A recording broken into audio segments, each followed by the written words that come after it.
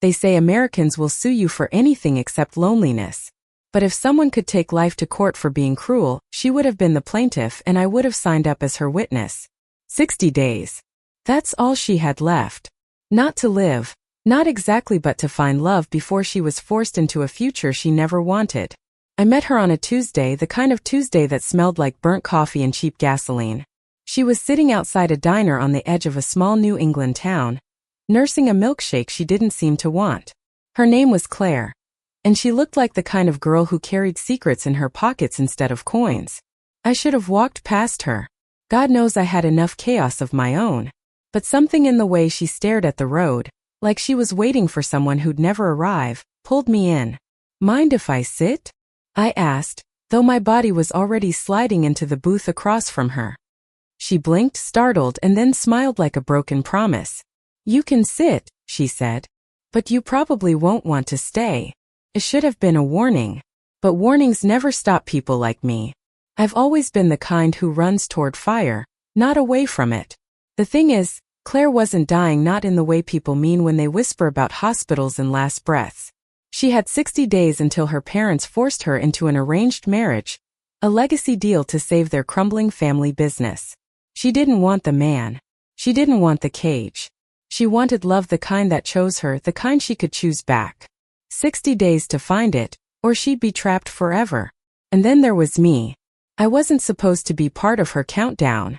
I was the girl who drifted from town to town, chasing temporary jobs and even more temporary connections. I had sworn off messy hearts, especially my own. But every time I looked at Claire, I felt the timeline closing in around us, as if her 60 days had somehow become mine too. We started small. Coffee that turned into long walks. Long walks that turned into stolen midnight drives to nowhere. She laughed at my bad jokes, and I teased her about the way she bit her lip whenever she was nervous. But beneath every moment of light, there was the heavy shadow of time. She kept a calendar in her bag, and every day she'd cross out another square. The sound of her pen scratching the paper was like a clock ticking inside my chest. One night we ended up by the lake, the stars melting into the water like spilled diamonds. She leaned against me, her head on my shoulder, and whispered, "Do you ever feel like love is something that happens to other people?" I swallowed hard. Yeah, all the time. Her hand found mine in the dark, tentative, trembling. And for the first time in years I didn't pull away. But love born on borrowed time is both a miracle and a curse. Every touch felt sharper because it couldn't last. Every kiss was a rebellion against the future waiting to devour her. And me? I was torn between saving her and saving myself. The town started talking. Small towns always do. Whispers about two girls seen holding hands at the gas station. Laughter too loud in the aisles of the grocery store. Her family heard. And when her mother showed up at my door, pearls around her neck like a noose, she looked at me as if I were the disease infecting her perfect daughter. "You have 60 days, she hissed. "Don't waste them ruining her life." But what if saving her life meant ruining mine? Claire grew quieter after that. She still smiled, still reached for me in the dark. But I could feel her slipping, pulled between what she wanted and what she owed. She confessed that she tried dating boys before, even convincing herself she could learn to love them. But it always felt like trying on a coat that didn't fit. With me, she said, it was different. With me, she felt seen. I wanted to believe that was enough. But the countdown kept bleeding away. 50 days. 45. 40.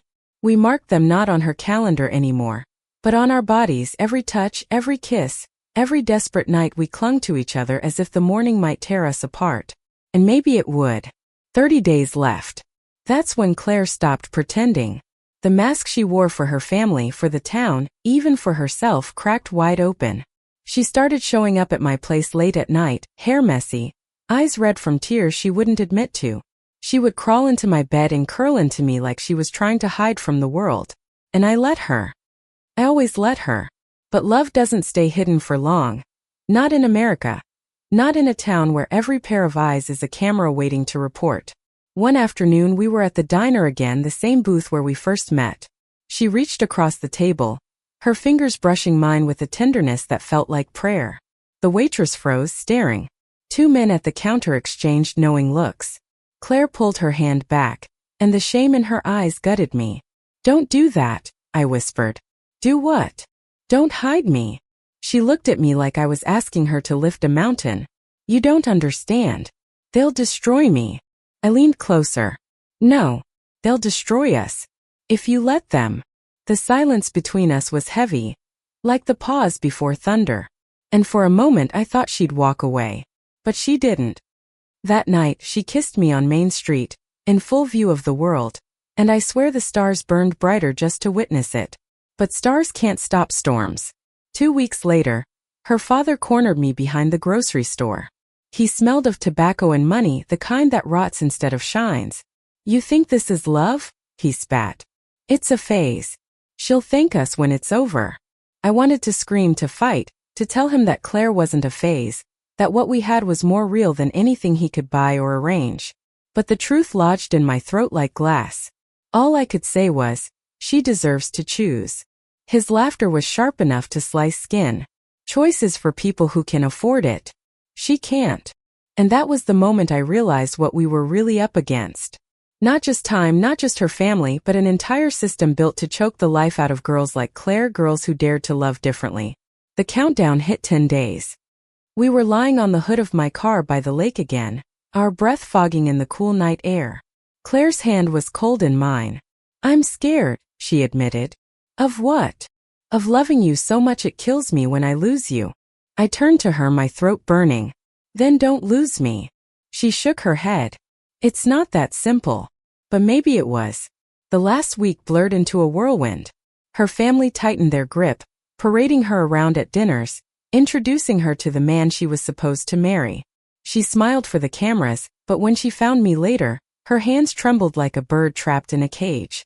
I told her she didn't have to go through with it. She told me she didn't have a choice. And then came the final day. 60 crossed out squares. The deadline. She stood at the altar in a white dress, the church packed with faces waiting for her surrender.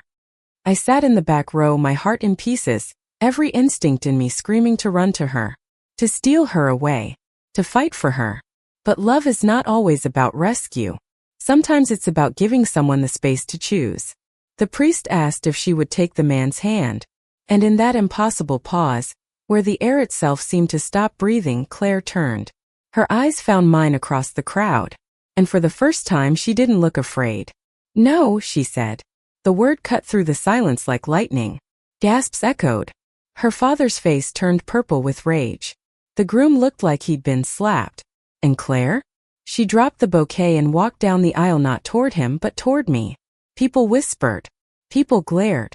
But she didn't stop. When she reached me, she took my hand in front of everyone and said, loud enough for the world to hear, my heart already chose. And in that moment the countdown ended. Not in tragedy. Not in surrender. But in defiance, in love, in freedom. We left the church hand in hand, the doors swinging open to the bright September sun. Behind us chaos. Ahead of us uncertainty. But between us, something stronger than both. It wasn't easy after that.